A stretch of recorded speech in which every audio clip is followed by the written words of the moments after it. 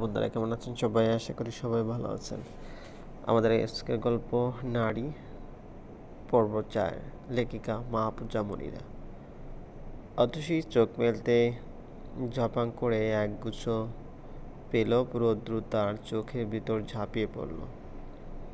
অতসী দ্রুততার সঙ্গে চোখ বন্ধ করে নিল। 1 মিনিট চোখ বন্ধ করে রেখে তারপর ধীরে ধীরে চোখ খুলল। এবার আলোটা সরে এসেছে। সে অবাক নয়নে দেখল তার পাশে একটা প্রকাণ্ড জানালা। সে জানালা দিয়ে প্রকৃতির অর্ধেক রোদ অনায়াসে ঢুকে পড়ছে। রোদটা মিষ্টি, এর মানে এখন কি সকালে? গায়ের উপর কফি কালারের দামি কম্বল, ঝরঝর লাগছে নিজেকে তার। সে উঠে বসে পাশ ফিরতে চমকে গেল। একটা অপরিচিত মুখ তার পাশেই, গভীর ঘুমে আচ্ছন্ন। মহিলাটা কে? অতসী অনেকক্ষণ তার দিকে তাকিয়ে থেকেও তাকে চিনতে পারল না। একবার ইচ্ছে থাকলো তাকে ডেকে তুলে জিজ্ঞাসা করা হোক সে কই আছে, কিভাবে এসেছে, কিন্তু বেচারির শান্তির ঘুম ভাঙতে মন চাইল না। অতসী ধীর পায়ের বিছানা ছেড়ে নামতেই মাথা চক্কর দিয়ে উঠল। সে ধপ করে বিছানার পায়ের কাছে বসে পড়ল। ধূপ করে শব্দ হলো, ফলে দিবার ঘুম ভেঙে গেল। সে ধর্মর করে উঠে বসে অতসীর দিকে এক দৃষ্টি তাকিয়ে রইল। অতসী নিজেকে সামলে নিয়ে অপরাধী গলায় বলল, আপনার ঘুম ভাঙানোর জন্য ক্ষমা করবেন। দিবা অতসীর কথার পিঠে কথা না বলে প্রশ্ন করে বসে, কই যাচ্ছিলে তুমি? অতসী বিছানায় পা তুলে বসতে বসতে জবাব দেয়, এটা কার বাড়ি, আর এখানে আমি আসলাম কিভাবে? এটা অরণ্যের বাড়ি। অরণ্যকে নিশ্চয়ই চেনো? অতসী প্রচণ্ড চমকে গেল। সে অরণ্যর বাড়িতে? সারা রাত কি এখানেই ছিল? অতসী ভাবতে চেষ্টা করে গতকাল রাতে তাকে বের করে দেয়। সে একটা দোকানে গিয়ে অরণ্যকে ফোন দেয়, কিন্তু কষ্টটা শেষ করার আগেই তার চেতনা হারায়। সে পড়ে যায়। এর পরের ঘটনা কিছু মনে নেই। চোখ মেলতে নিজেকে এই সুন্দর ঘরে আবিষ্কার করে। অতসীর প্রশ্নবিদ্ধ চোখ দেখে দিবা নিচ থেকে বলল, যে দোকান থেকে তুমি ফোন দিয়েছিলে সেখানে যায় অরণ্য, তোমাকে নিয়ে আসে, তারপর এবার প্রশ্ন দূর হলো? অতসী চাপা গলায় বলল, এখন কি শরীর ভালো তোমার? জি, ভালো লাগছে। আমি অরণ্যের বড় বোন দিবা। আপনার কথা শুনেছি ওনার থেকে। তুমি কি আবার ঘুমাবে নাকি ফ্রেশ হবে? অতসী চট করে বলল, আর ঘুম আসবে না। ঠিক আছে, তুমি এই রুমে থাকো, বাথরুম আছে ওই যে, ফ্রেশ হয়ে নাও। আমি তোমার জন্য চা নাস্তা পাঠাচ্ছি। ঘর থেকে বের হয়েও না, কেমন? অতসী ঘাড় কাত করে বলেন, জি আচ্ছা। দিবা হামি তুলতে তুলতে উঠে দাঁড়ায়। চুলগুলো হাত খোপা করতে করতে দরজার দিকে আগায়। কি মনে করে দরজার কাছে গিয়ে দাঁড়িয়ে পড়ে। পেছন ঘুরে অতসীর দিকে তাকিয়ে বলে, তুমি আসলেই খুব মায়াবতী অতসী। অতসী কি বলবে বুঝে উঠতে পারে না। সে চোখ বড় বড় করে চুপ করে থাকে। দিবা অতসী রিয়েকশন দেখে মুচকি হেসে বের হয়ে যায়। অতসী বাথরুম থেকে বের হতেই দেখে অরণ্য নাস্তা নিয়ে বিছানায় বসে আছে। শীতের সকালের মিষ্টি রোদের আলোয় অরণ্যকে লাগছে পবিত্র ফুলের মতো শুভ্র। অতসী নিঃশ্বাস ভারী হয়ে আসে আচমকা। পাঁজরগুলো কেঁপে ওঠে।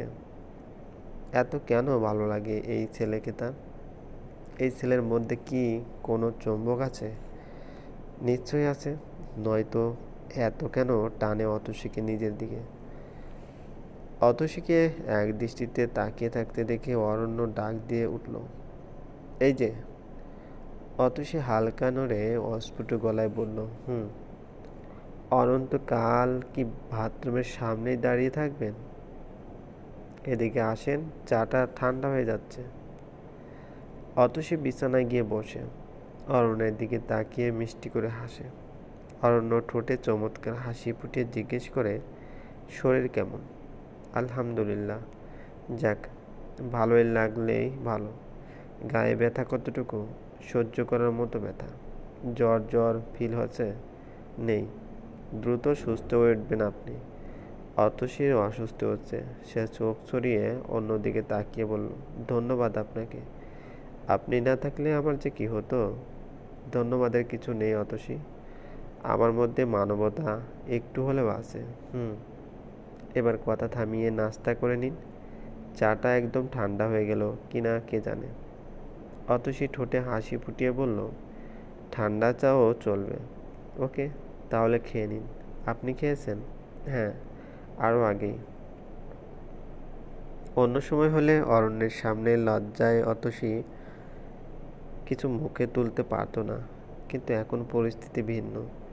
খিদের পেট চোচো করছে অতসীর। লজ্জার দিকে তাকালে হবে না। অতসী ধীর স্থিরভাবে খাওয়া সম্পূর্ণ করল। মুখ দিয়ে তৃপ্তির ঢেকুর বেরিয়ে এলো। সে লজ্জিত নেত্রে অরণ্যের দিকে। অরণ্য হাসি মুখে বলল, আরও খাবেন? অতসী নিশ্চুপ থেকে শুধু মাথা নাড়ায় এদিক ওদিক।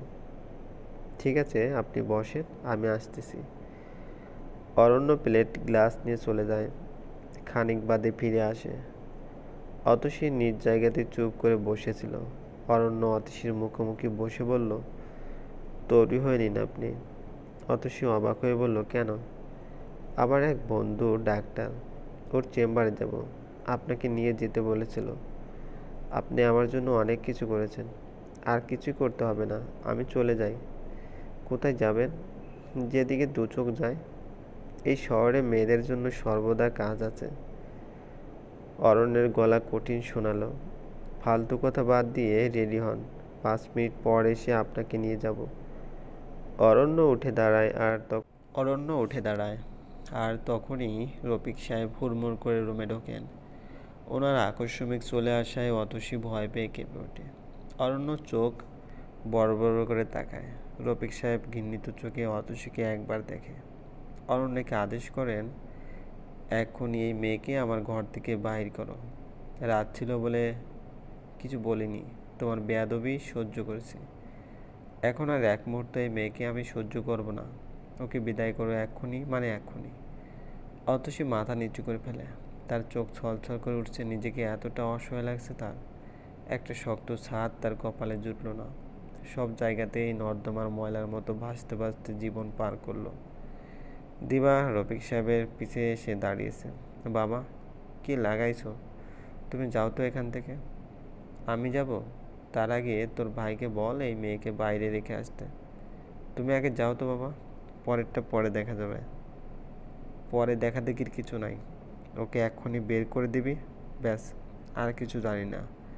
বাবা, তুমি যাও না, যাও তো। দিবা ঠেলে রফিক সাহেবকে বের করে দিল রুম থেকে। তারপর লম্বা দম ফেলে তাকালো অরণ্যের দিকে। অরণ্য পাথরের মূর্তির মতো দাঁড়িয়ে আছে। অতসী কাঁদছে। দিবা দীর্ঘশ্বাস ফেলল। কি করবে কিছুই বুঝতে পারছে না। অরণ্য যন্ত্রের মতো বলল, চলো অতসী। অতসী চমকে ওঠে। তার কান্না থেমে যায়। অরণ্য তাকে হুট করে তুমি করে বলছে। আর অরণ্যের এই কথাই কি যেন একটা ছিল। অতসী হ্যাঁ না কিছু বলে না। অরণ্যের পিছনে হাঁটা ধরে। দিবা অরণ্যের পথ আটকে জিজ্ঞেস করে, পাগল হলি? আব্বুর কথা মতো তুইও মেয়েটাকে বাইরে বের করে দিবি নাকি? আমি ওকে নিয়ে আমিনের কাছে যাচ্ছি আপু। ও আচ্ছা, যা, আমি দেখি আব্বুকে রাজি করাতে পারি কিনা। আর অতসী তুমি কেঁদো না প্লিজ। বাবার কথা মনে নিও না। আসলে পরিস্থিতিটা এমন যে। না আপু, সমস্যা নেই, আমি কিছু মনে করি নাই। আমিন বলল, ও একদম ঠিক আছে।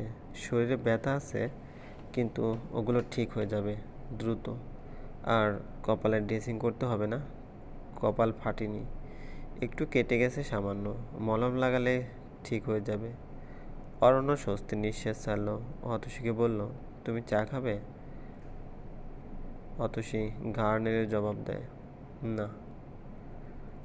আমিন বলল, আরে মেয়ে খাও 1 কাপ, এখানের চা মজাদার। আমিন ইন্টারকাম টিপল। সঙ্গে সঙ্গে একটা 14-15 বছরের ছেলে সে রুমে ঢুকলো। আমিন তার হাতে 20 টাকার একটা নোট গুঁজে দিয়ে বলল, দে দৌড়, স্পেশালটি।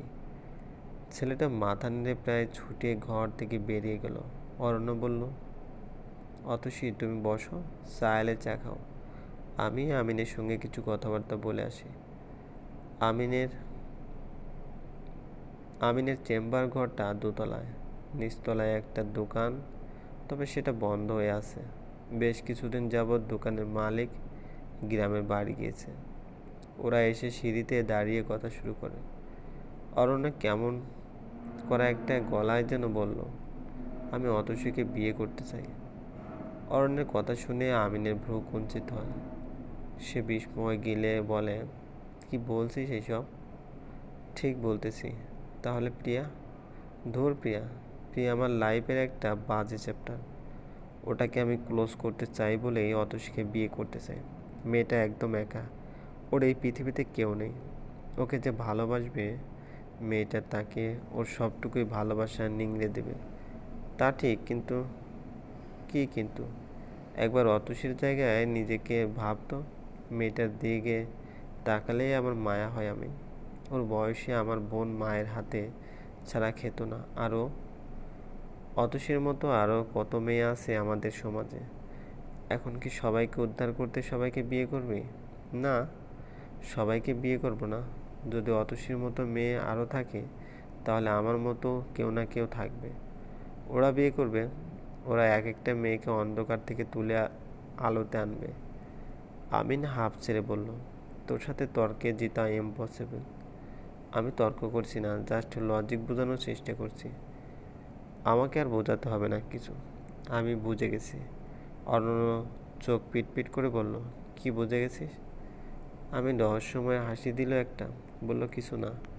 পেটে কথা রাখবি না, বল আমাকে। আরে ভাই, বললাম তো কিছু না। এখন বল, কবে বিয়ে করবে অতসীকে? আজকে। আমিন ভ্রুকুচকে বলল, আজকেই? মেয়েটার বার্থ সার্টিফিকেট অথবা এনআইডি কার্ড এসব আছে কিছু? অরণ্য শুকনো গলায় বলল, না তো মেবি। ও যে পরিস্থিতিতে ঘর ছাড়ছে, ওসব আনেনি বোধ হয়। তাহলে ওসব ছাড়া বিয়ে হবে কিভাবে? টাকা যা লাগে আমি দেব, তুই ম্যানেজ করবি। বিয়েটা আজকে হওয়া প্রয়োজন, খুব প্রয়োজন। অরণ্যের গলায় জোর, আমিনের কপালে বিন্দু বিন্দু ঘাম ফোটা। এই অরণ্যকে সে চিনতে পারছে না। অরণ্য তো শান্ত, চুপচাপ, গম্ভীর ক্যাটাগরির ছেলে। অথচ এখন কি হলো? একটা মানুষ হঠাৎ করে এতটা চেঞ্জ হয় কিভাবে? আমিন ফ্যাকাশে মুখে বলল, আধা ঘন্টা অপেক্ষা কর, আমি দেখি কি করা যায়। অরণ্যকে চেম্বারে রেখে আমিন বেরিয়ে পড়ে। তার আজকে প্রচুর খাটতে হবে। জহির ইসলাম সকাল সকাল রফিক সাহেবকে ফোন দিল। তার ফোন পেয়ে বিরক্তিতে রফিক সাহেবের মুখ তেতো হয়ে উঠল। না জানি এই ছেলের জন্য কতটা সম্মানহানির মুখোমুখি হতে হবে। যদিও এখনো বিয়ে হয়নি, তবুও মানুষ কি বলবে? একজনকে বিয়ে করতে চেয়েছে আর অপর একটা মেয়েকে নিয়ে মাথা ঘামাচ্ছে। ব্যাপারটা প্রচুর দৃষ্টিকটু এবং আইনি অপরাধ বটে। তবু কেন অরণ্য এরকম পাগলামি লাগিয়েছে কে জানে। আবার মেয়েটাকে নিয়ে কই যেন বের হলো। কই গেল? রফিক সাহেবের চিন্তার মাথা ধরে আছে। ফোনটা বারবার বেজে উঠছে। রফিক সাহেব বিরক্ত মুখেই ফোন ধরলেন শেষমেশ। অত্যন্ত স্বাভাবিক এবং সুরেলা গলায় বললেন, আরে ভাইজান, আছেন কেমন? ওপাশ থেকে জহির ইসলামের গম্ভীর গলা শোনা গেল, এই তো আছি ভাই। আপনার ছেলে কোথায়? রফিক সাহেব মৃদু নিঃশ্বাস ফেলে বললেন, বাইরে। সে যে একটা মেয়েকে আপনার বাসায় নিয়ে উঠেছে, আপনি সে ব্যাপারে ভ্রূক্ষেপহীন কেন? কে বলেছে ভ্রূক্ষেপহীন? আমি কড়া আদেশ দিয়েছি মেয়েটাকে বাইরে রেখে আসতে। হয়তো বাইরে রেখে আসতে গেছে অরণ্য। শোনেন ভাই, আমার মনে হয় না আপনার ছেলে অতসীকে রেখে আসার জন্য গেছে। অরণ্য গতকাল রাতে আমার মেয়েকে ফোনে বলেছে সে নাকি অতসীকে বিয়ে করবে। রফিক সাহেব হতভম্ব হওয়া গলায় বললেন, এটা বলেছে? জি। এরকম কিছু করবে না, ও রাগের মাথায় বলেছে হয়তো।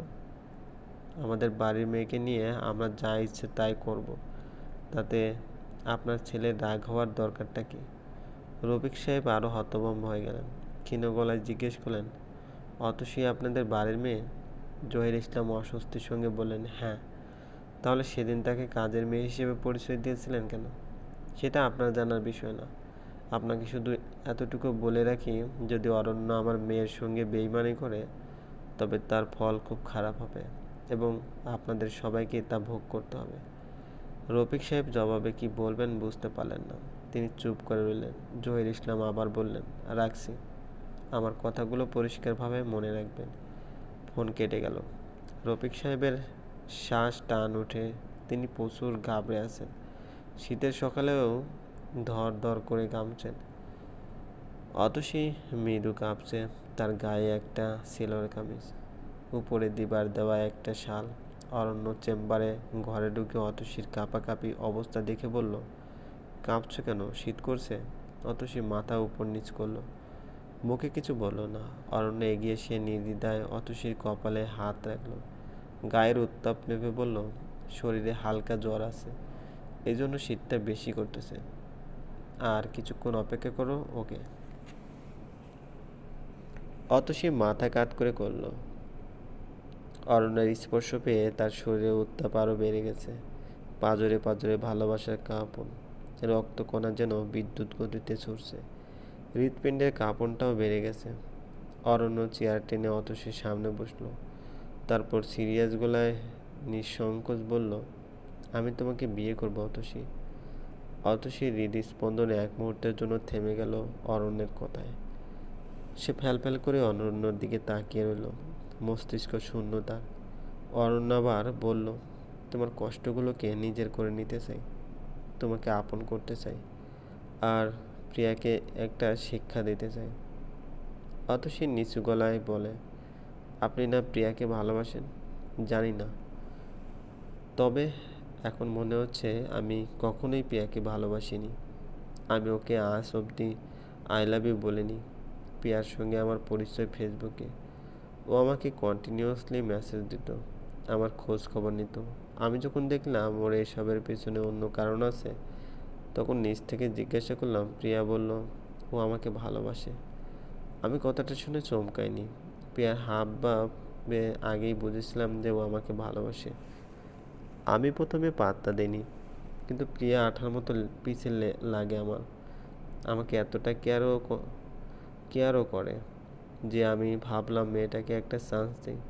আমার জীবনে কিন্তু ওর আগে কোনো নারী আসেনি অতসী। আমার ফ্যামিলি থেকেও আমার বিয়ের জন্য মেয়ে খুঁজছিল। তাই প্রিয়ার কথা বলি। ভেবেছিলাম বিয়ের পর ভালোবাসা শুরু করব, আমাদের প্রেম হবে হালাল প্রেম। কিন্তু আমার পরিবার ভাবছে হয়তো এই মেয়ের সাথে আমার রিলেশন আছে, এই জন্যই তারা আগ্রহ করে বিয়ের প্রস্তাব নিয়ে গেছিল। কিন্তু এখন ওদের মন মানসিকতা দেখে আমি আর আগাতে চাই না। ওরকম নিকৃষ্ট মন মানসিকতার ভিড়ে আমি যেতে চাই না। আমার কথা হচ্ছে, টাকা পয়সা চেহারা ইজ নট ফ্যাক্ট। ভালো থাকাটাই হচ্ছে আসল কথা।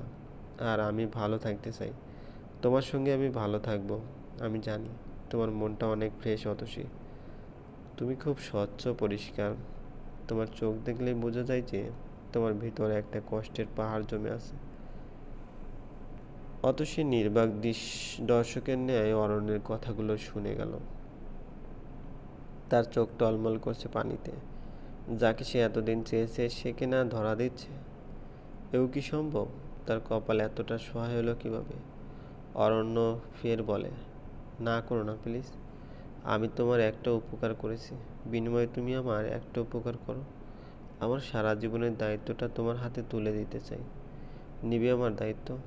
অতসী কেঁদে ফেলল। তবে সেই কান্নার কোনো শব্দ নেই। সে মাথা নিচু করে ভাঙ্গা গলায় উত্তর দেয়, পারবো। অরণ্য খুশি হয়, বলে, এখন থেকে আর কান্না না, তোমাকে শক্ত হতে হবে। আমাদের বিয়েটা কেউ হ্যাপিলি অ্যাকসেপ্ট করবে না, তবুও আমাদের লড়ে যেতে হবে। ভেঙে পড়লে দুজনে দুজনকে হারাবো। হারানোর কথা শুনে অতসী কেঁপে উঠল। সে তড়িঘড়ি করে চোখ মুছে বলল, সব হারিয়েছি, আপনাকে হারাতে চাই না। আগামী সুখ হারাতে চাই না। আর কেউ যদি আপনাকে আমার থেকে কেড়ে নেয় তবে খুন করতেও আমার হাত কাঁপবে না। যারা ভালো মানুষের মুখোশ পরে অন্যের ক্ষতি করছে বা করবে, তাদের কারও রক্ষা নেই। যার যার কর্মদণ্ড তাকে পেতেই হবে। দুপুর 3টার দিকে আমিন তার আরেক বন্ধু নিয়ে সব ব্যবস্থা করে ফেলল। যখন 3:38 অতসী অরণ্যের চোখে চোখ রেখে বলেন, আলহামদুলিল্লাহ। চলবে? গল্পটি ভালো লাগলে অবশ্যই